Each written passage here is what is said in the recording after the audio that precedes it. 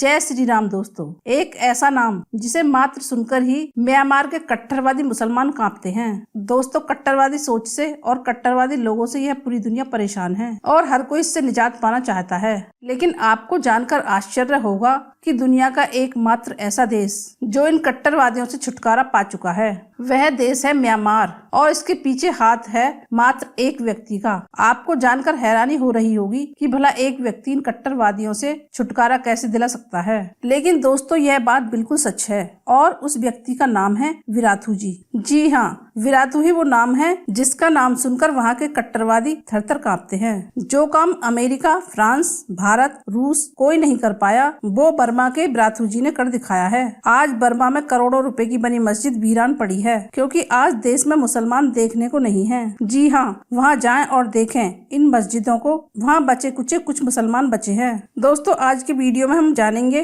कि ये महान इंसान वीराथू जी कौन है और आखिर इन्होंने ऐसा क्या कर दिया कि वहाँ के कट्टरपंथी त्राहिमाम कर रहे हैं। अब सवाल ये उठता है कि क्या भारत को भी ऐसे ही एक व्यक्ति वीराथू की जरूरत है? कौन इस संत की तरह भूमिका निभा सकता है हमारे देश भारत में? बर्मा के बौद्ध गुरु वीराथू जी ने आखिर किस तरीके से मुसलमानों को भगाया या कमजोर किया, ये समझने वाली बात है। जैसे मुसलमानों में 786 का नंबर लकी माना जाता है, वैसे ही वीराथू जी ने 969 का नंबर निकाला और उन्होंने पूरे देश के लोगों से आह्वान किया कि जो भी राष्ट्रभक्त बौद्ध है वो इस स्टिकर को अपनी जगह पर लगाए। इसके बाद टैक्सी चलाने वालों ने टैक्सी पर इस नंबर को लगाया, दुकान वालों ने दुकान पर लगाया। लेकिन वीराथू का संदेश साफ था कि हर बौद्ध अपनी सारी खरीदारी और व्यापार वहीं करेंगे जहां यह स्टिकर लगा होगा। अगर किसी को टैक्सी में चढ़ना है तो उसी टैक्सी में चढ़ेंगे जिसके ऊपर यह स्टिकर होगा, उसी रेस्टोरेंट में खाएंगे जहां यह स्टिकर होगा। उन्होंने यह भी कहा कि हो सकता है ऐसे हालात में कट्टरवादी मुस्लिम सऊदी से आए पैसों के दम पर अपने माल को कम कीमत पर बेचकर आपको आकर्षित करें। लेकिन आप ध्यान रखना, आप 2 पैसे ज्यादा देना और सोचना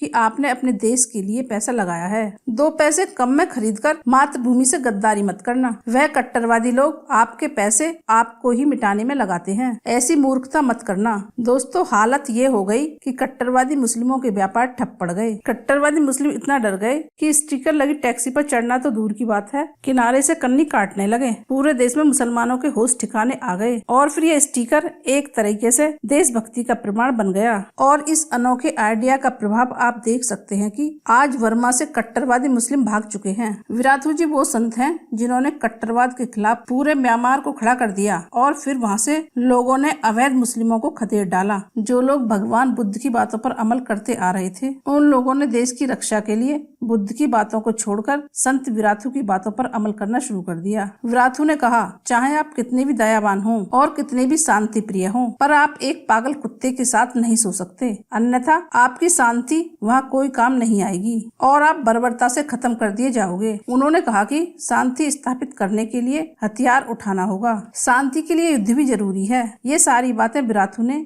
गीता से सीखी थी और फिर कट्टरवाद की बीमारी झेल रहे म्यांमार के लोग एकजुट हो गए, वीराथू के लिए जान लेने और जान देने को तैयार हो गए। पूरे म्यांमार से अवैध मुसलमानों को खदेड़ा जाने लगा। वीराथू के प्रवचन को अगर कोई सुने तो उसे लग सकता है कि शांत स्वरों में मोक्ष प्राप्ति की बात चल रही है। जी हाँ दोस्तों, ये हमारे लिए बड़े गर्व की बात है कि वीराथू जैसे संत भी हमारी भगवत गीता को पढ़ते हैं और वहीं से वह सीख लेते हैं। म्यांमार में हुई हिंसक घटनाओं के बाद अब पूरी दुनिया में बौद्धों और मुसलमानों में भारी तानातानी पैदा हो गई है, जिनमें आसीन वीराथू बौद्ध दुनिया के एक बौद्ध नायक बन के उभरे हैं और जिहादी दुनिया के लिए एक बड़े खलनायक बनकर भी उभरे हैं। म्यांमार में हुए कई सर्वेक्षणों के बाद यह प्रमाणित हो चुका है कि जनता बौद्ध भिक्षु वीराथू के साथ है। वीराथू का कहना है कि वह ना तो घृणा फैलाने में विश्वास रखते हैं और ना ही हिंसा के समर्थक हैं। लेकिन हम कब तक मौन रहकर सारी हिंसा और अत्याचार को झेलते रह सकते हैं? हमें कदम तो उठाना ही था। इसलिए अब वो पूरे देश में घूम घूम कर भिक्षु तथा सामान्य जनों को उपदेश दे रहे हैं। यदि हम आज कमजोर पड़े तो अपने ही देश में हम शरणार्थी हो जाएंगे। वही सवाल फिर से है दोस्तों कि क्या हमारे देश भारत में ऐसे ही संत की जरूरत है? अगर है तो कौन सा है वह संत जो इस भूमिका को निभा पाएगा, जो हमारे देश के लिए वीराथू बन पाएगा? कमेंट करके जरूर बताएं। तो दोस्तों, मिलते हैं एक नए टॉपिक के साथ। तब तक के लिए जय भारत, जय सनातन धर्म।